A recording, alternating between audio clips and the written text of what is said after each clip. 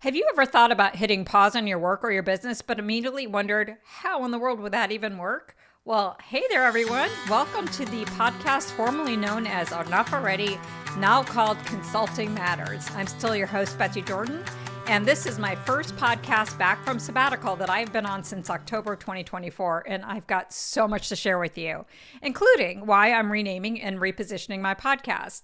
But the focus for this episode is really about answering those common questions that I'm getting asked all the time about my slow walk back out of sabbatical into my work. So the questions like, why did you even go on sabbatical? Who takes it? Why? How much planning was involved? How do you fund it? What did you actually do on a sabbatical? Well, is it worth it? And then how'd you figure out when and how to come back? So I cannot wait to dive into these questions so that you can appreciate why I've become such a passionate sabbatical evangelist. In case you want to go on your own, I also want to give you a roadmap, a better one at least than what I had when I started mine. I'll also be sharing what I learned about myself, my purpose, and what's next for me and my business. So first question, why did you go on sabbatical? Simply put, I went on sabbatical because I was dangerously tired. Not just like physically tired where I could just, have a good night's sleep or go to the spa or something like that. I was like soul tired. I had gone through so many changes in my life over the last couple of years or so. I went on 2 cross-country moves in 2 years, which is a lot. I became an empty nester, which completely blindsided me. I kind of assumed that, as a single parent for all of these years, that I'd actually be excited to have some time for myself. I had no idea how much of a change that was going to be and how hard it was going to be to go through that transition. And there was all these other changes that were going on in my personal life and my business. And it started to show up in my work. So that's when I really started to notice, I got to do something. Because I couldn't mask all of these stresses and all of this exhaustion anymore. I have these clients who I really, really love, who I'm passionate about, who I really wanted to help. And how I was showing up with them was crabby, resentful, irritable. So all of this stuff that I have about my business that I really wanted to do for my clients, those exact needs started to annoy me. And that was like, okay, I really got to do something. And then my podcast that I absolutely really love, I felt like I was phoning it in. I actually recorded a couple episodes before I decided I need to take a break. And I really don't even know what I was even asking. I just was so not present. And that is not like me. And so I decided I got to do something, because if I continued to go the way I was, if I was operating in that same mode, I was going to do something worse. I was going to do some lasting damage to my health or to my brand or I don't know what. So something had to change. Either my life and my business needed to change or how I showed up in it needed to change. But either way, I just couldn't keep going as I was. So that's why I went on sabbatical. So now let's talk about question number 2. What planning was involved? So there's the actual planning itself. And then there was my mindset planning, because I had this whole idea, okay, cool, let's go on sabbatical. And then I had this other part of me that was totally resistant to the idea. It was oh my God, how am I going to live without revenue? That was part of the concern. But, it was also what will people think of me? Will they think I'm damaged of some kind? What will I actually do on a sabbatical? The big concern I had was around my business traction. The majority of my marketing is all around content marketing. So I'm okay, well, if I stop this content marketing wheel, what's going to happen? And then there's this other part around, if I go on sabbatical, am I lazy? Will I become lazy? If I stop, will I ever start again? So I had all of these concerns and fears. And so to manage the resistance, what I did is I just sort of noticed it. It's okay, it's there. It's playing around in the background. And then I went into my planning mode. And it was actually through the planning that I really overcame my own resistance, because I started really creating the business case for myself of why I needed to do this. And I also got some encouragement from other people. So the first thing I needed to figure out was how long was I going to take off of work and how was I going to fund my sabbatical? So I just sold my house in Denver. And I downsized into a much less expensive townhouse in Orlando, where I moved back to. And I had some money set aside that I was going to put into long-term savings. And I decided that's the money I'm going to use to fund my sabbatical. So then I just did the math. It's okay, what's my personal expenses? What are my business expenses? And then I just divided it up and figured out where did I feel comfortable. And I decided a 4-month sabbatical would be good for me. That's what I decided with at first. Then I chatted with some experts on what do I need to have in place so that I made sure I had some sort of traction on my business. So I had my podcast team create shorts out of my existing content and post it on LinkedIn and YouTube. I hired a content repurposer to take some of my content and turn it into blogs to maintain my SEO. Unfortunately, that situation did not work out. And I didn't realize it wasn't going to work out until after sabbatical, so I let that go. And then I set up a wait list and made changes to my website to make sure that people could go to that wait list. I updated the links on my calendar and all of that kind of like logisticy stuff that I needed to take care of. And then I created my communication plan to let everyone know. So I first began with personal conversations with each of my current clients, then my email list, my podcast listeners, and my social media connection and followers, all that kind of stuff.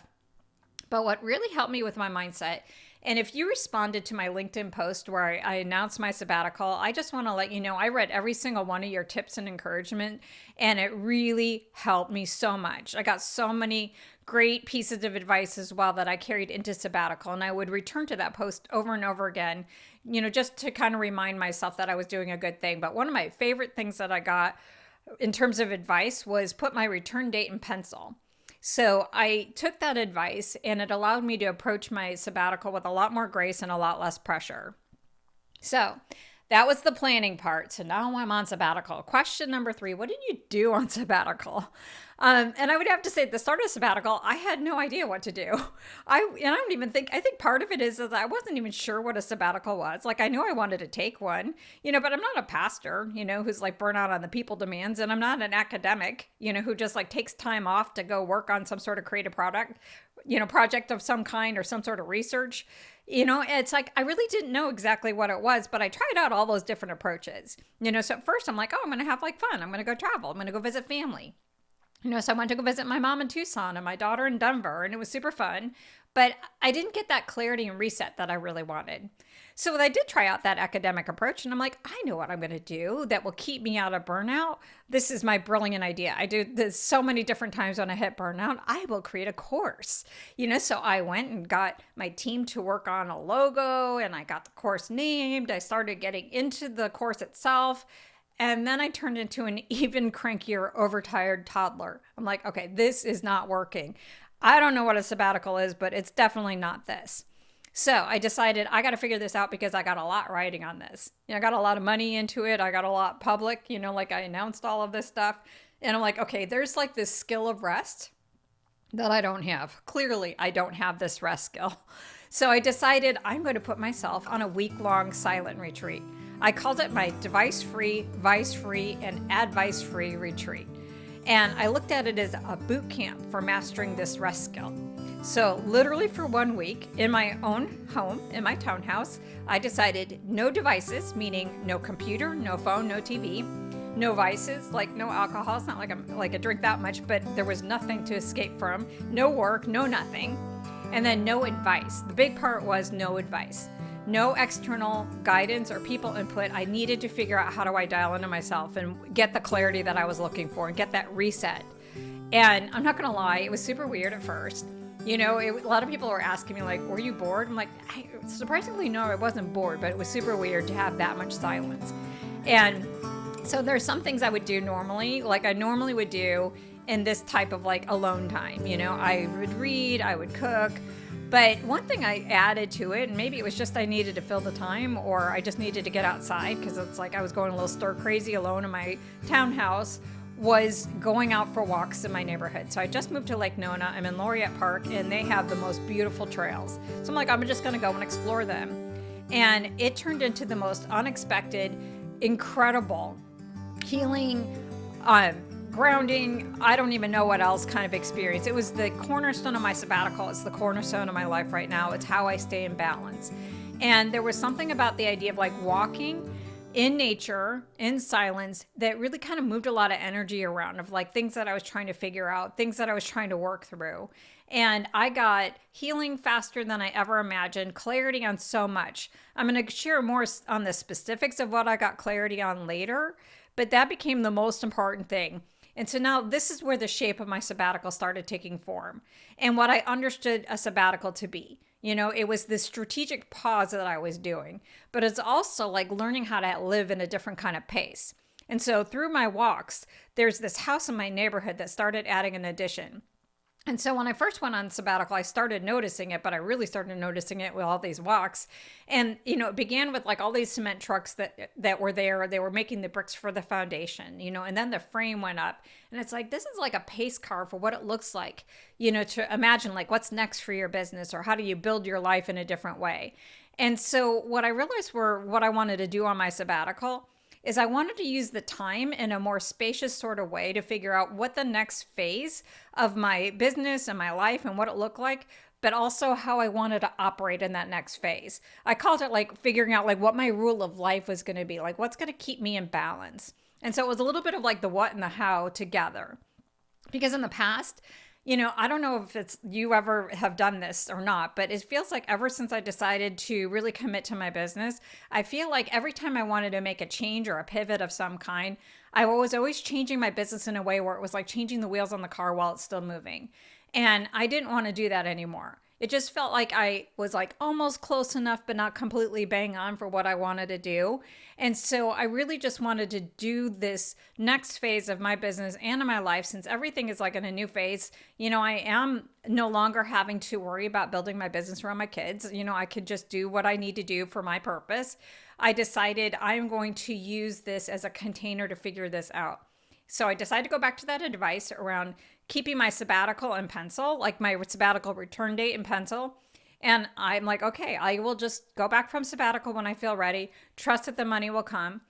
And, or at least when that addition on the house is done, like that might be a sign of like when I needed to come back.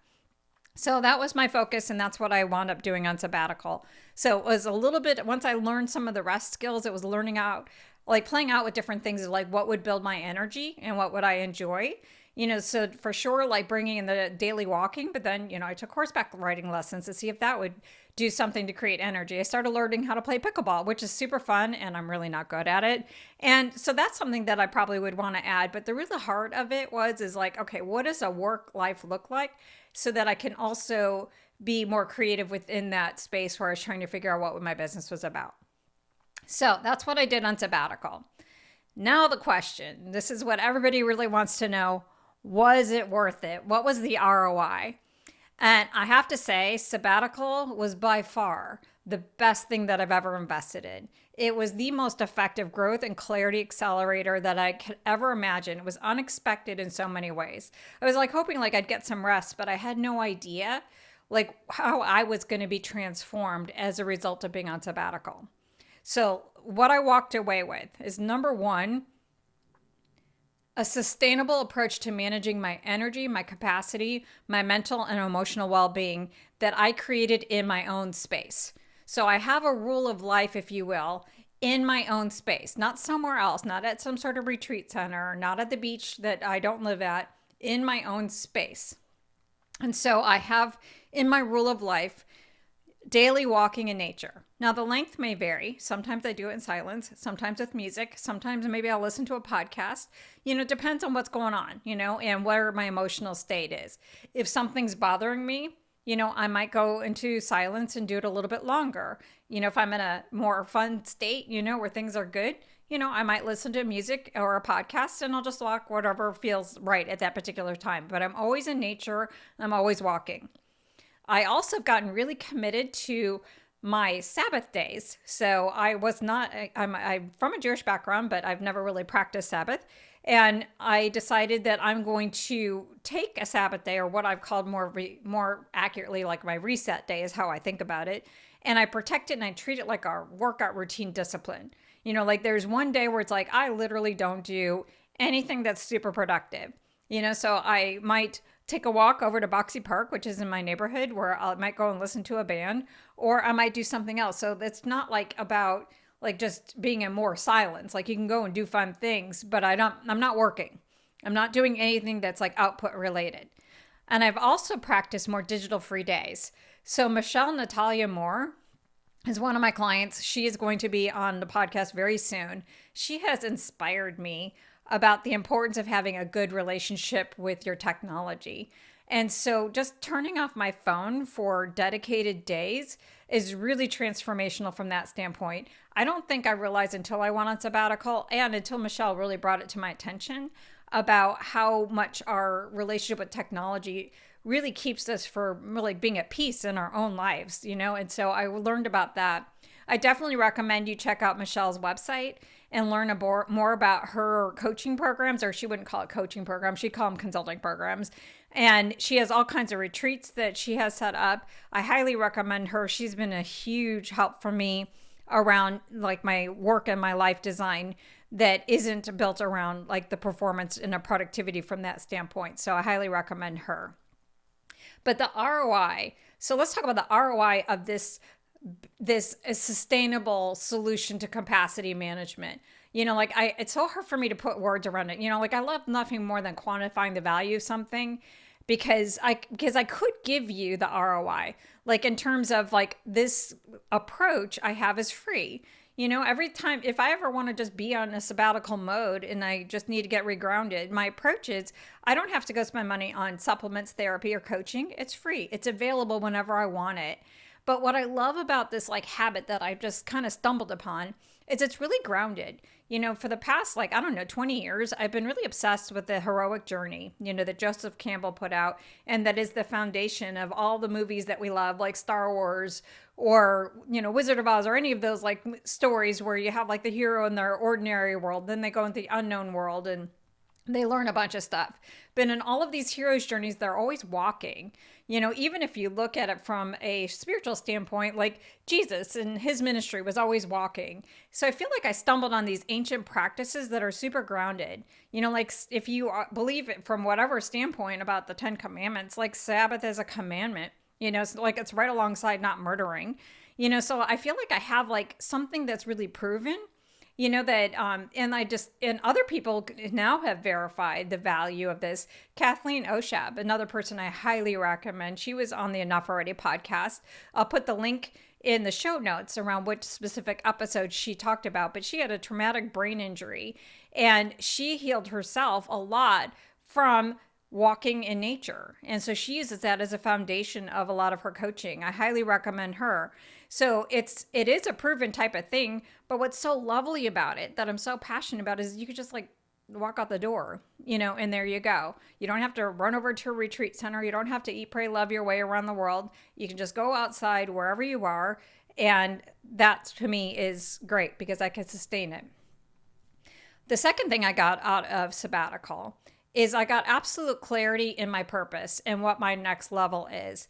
And it's clarity from a different place. Like it's not just in my head and it's not just in my heart. I feel like sometimes the clarity is like comes from my feet all the way out to me, like all the way from like my feet through my hands and it's everywhere, So for some reason, when I was on the silent retreat, there's so many different activities and different things that I did during that time period. But for some reason in that time period, it became very important for me that I remembered that before I was a brand positioning and messaging strategist for consultants or coaches, I was a very good organization development consultant. And I think part of the reason why that I needed to remember this is because what I do isn't grounded in marketing, but consulting.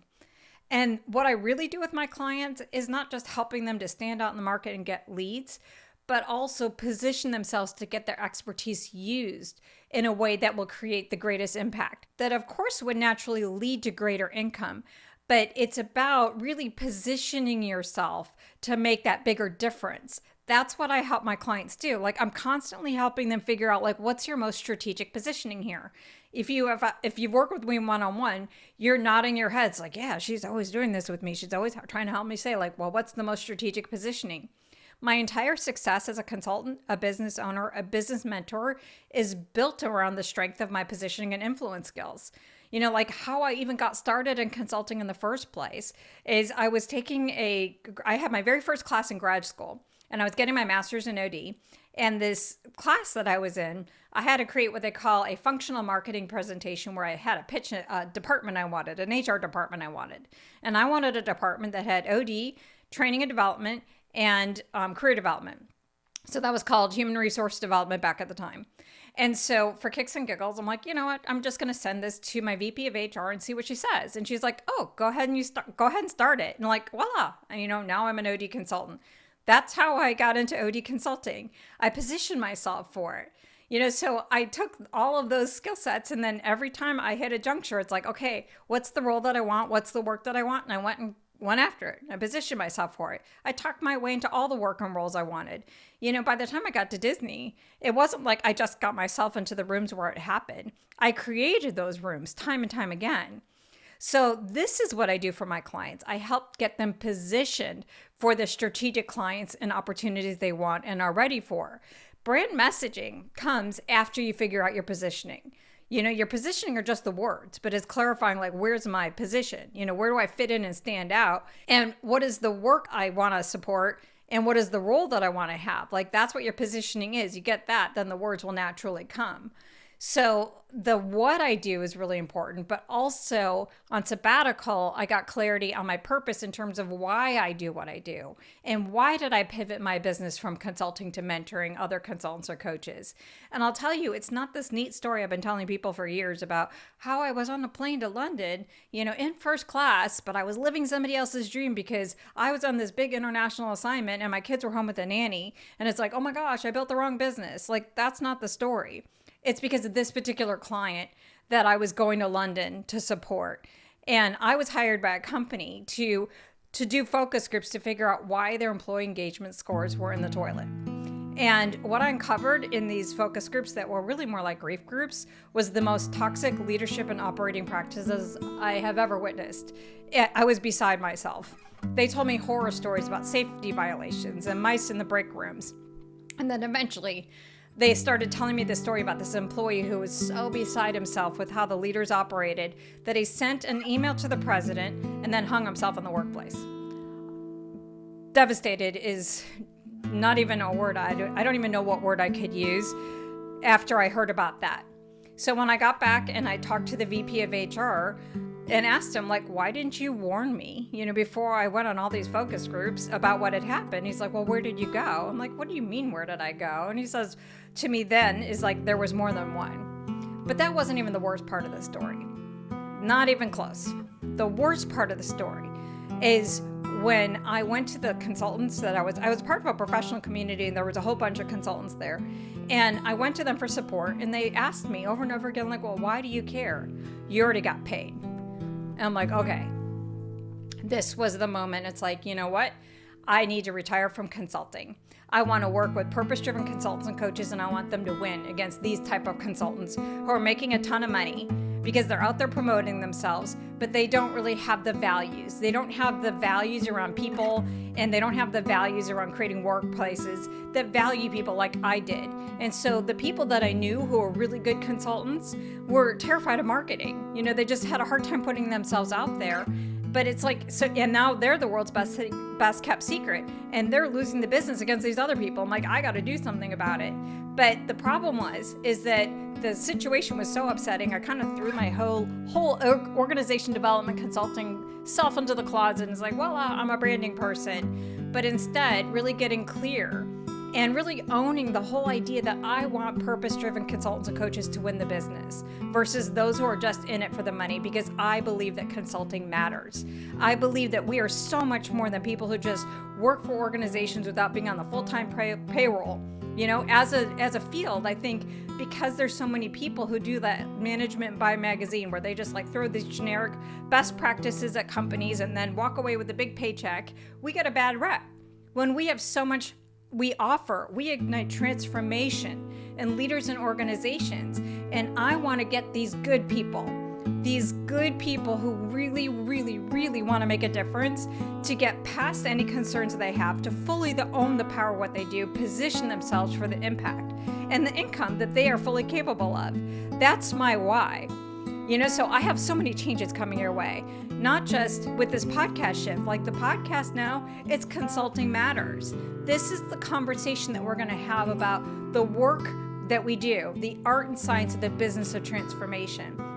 This is a special field that we are in, and I want to be a part of the conversation where we elevate what we talk about and what we do and our strategic positioning, because we have so much to offer. Like you can see, I can go on and on and on about it. I have a new approach to my brand messaging and positioning that is grounded in more data. I'll tell you more about that later. I have new offers, new visual branding, website freebies, more. I have a ton of stuff coming your way. So technically, I don't know what the ROI is going to be, as I fully haven't launched all of this stuff, but I can tell you, I am so connected to the purpose that drives me.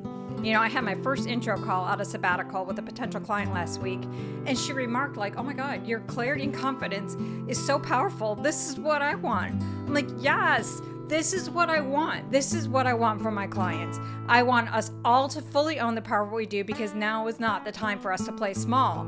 We have to speak truth to power, because there's a lot of threats out there to the values that we hold dear. And so we need to get out there. We have to stop being these world's best kept secret. So that's the ROI from that standpoint, in terms of number one, I got clarity on a sustainable approach to managing my energy. I got clarity in my purpose. And then the third thing that I got out of sabbatical that made it totally worth it was how I learned to manage the part of me that has gotten me into trouble in my personal and professional life for years. And it created the conditions for my burnout. And it's the best part of me and my kryptonite. It's my idealist side. I am an idealist through and through. I believe the best and the potential in everybody and everything. And I have a really hard time conceiving that not everybody makes decisions that are in other people's best interests. This rose-colored idealism made it really hard for me when I was facing leaders like in that organization who really did not care.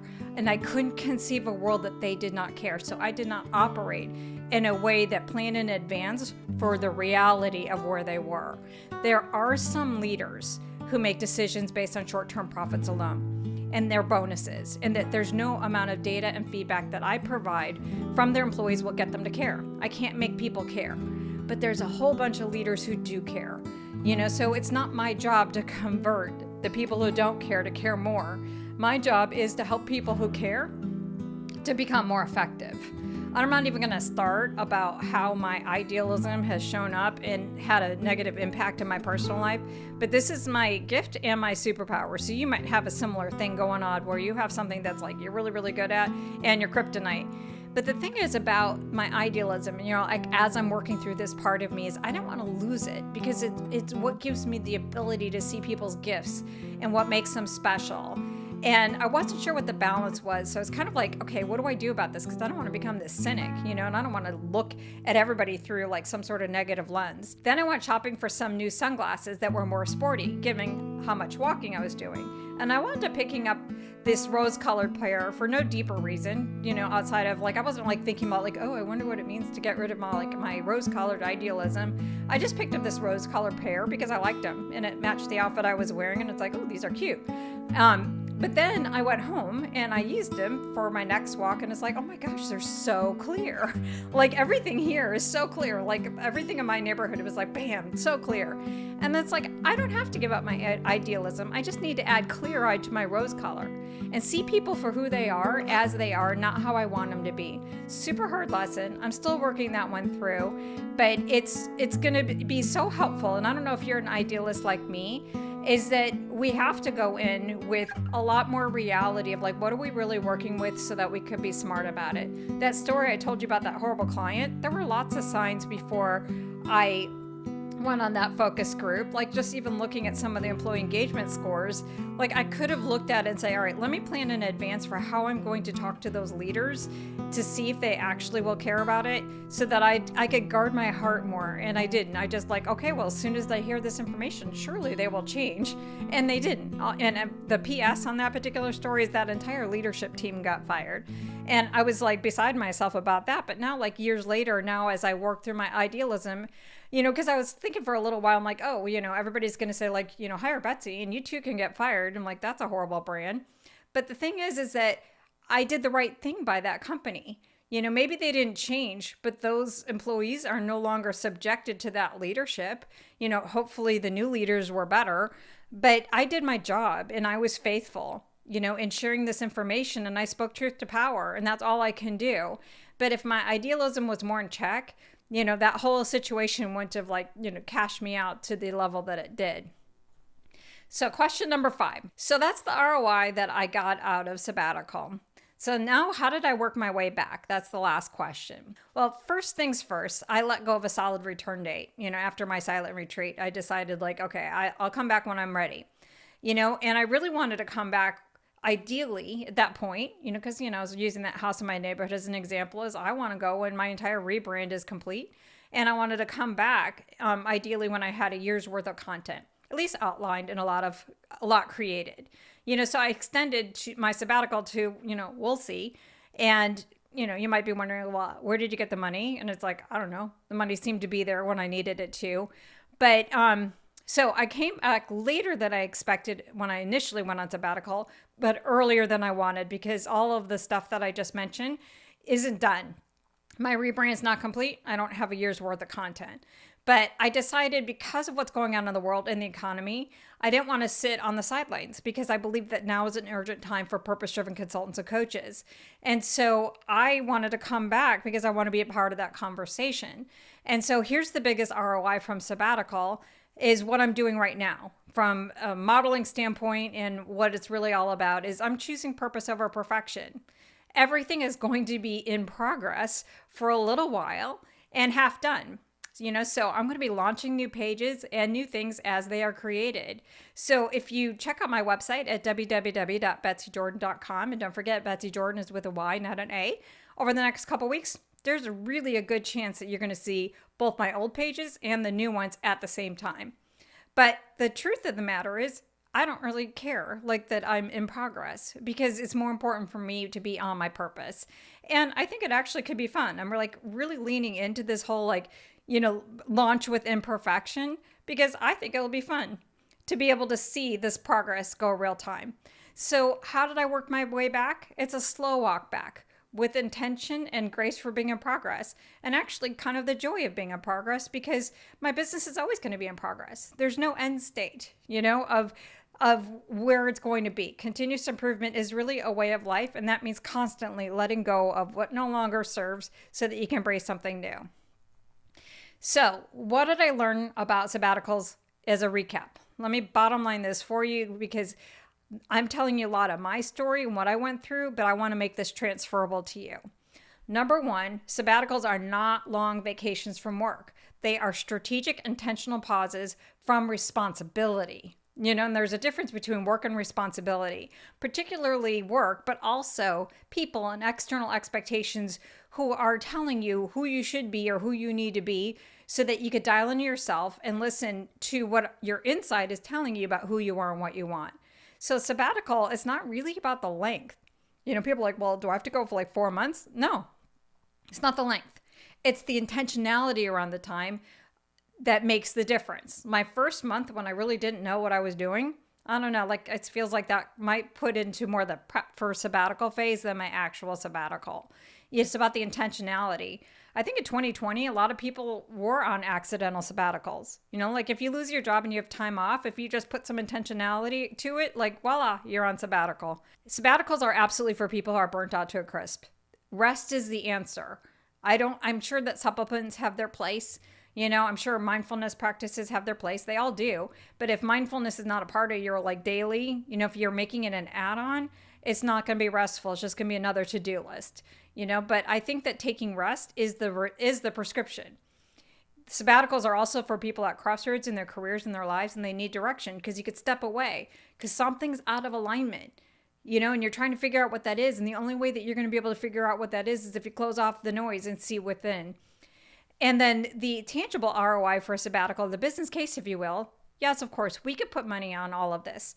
You could take all the money that you might spend on a burnout solution that will give you temporary relief. If I think about what I've invested in over the years, amazing experiences to the magical Miraval in Tucson, which is the best thing in the whole wide world. I got tons of value out of the experience, but I came back to the same life. So I don't have to spend money on that. Or if I spend money on that, that will be a fun vacation, but I don't put a lot of eggs in my burnout recovery basket for the experience, or avoiding all the money and wasted time spent on building the wrong business or career, all the personal stress, the emotional toll that goes with exhaustion, confusion, and more. Like, okay, we could talk all the time about this ROI. But let me tell you what the real value is. What it is that taking a sabbatical for a high achiever is highly courageous. And it's not because of the money or the risks to our business, because the truth is we know how to make money. We have the skills, so we have the ability. So even when I think about like, oh, was I super courageous? Because my SEO pretty much tanked in my website because I didn't have that content repurposer, really doing the blogs on the regular. But you know what? It's okay because I have the skills. I could build it back up. That's not where my courage came in. It was walking away from my drug of choice, performance and achievement, and being willing to face whatever I saw in that emptiness. And that is the real reward of a sabbatical. That's where the real ROI is. Yes, absolutely. I got work-life balance routines. Amazing. I'm thrilled. But they only work because I really learned who I am and how to take myself seriously as I am.